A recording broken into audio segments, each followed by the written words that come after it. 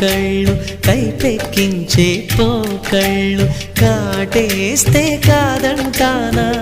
ఇప్పుడైనా వయసేమైనా సొగసేమైనా మరపించే మనసేమైనా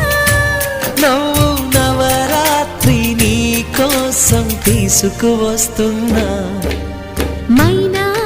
ఏమైనావే మన్మథ మాసం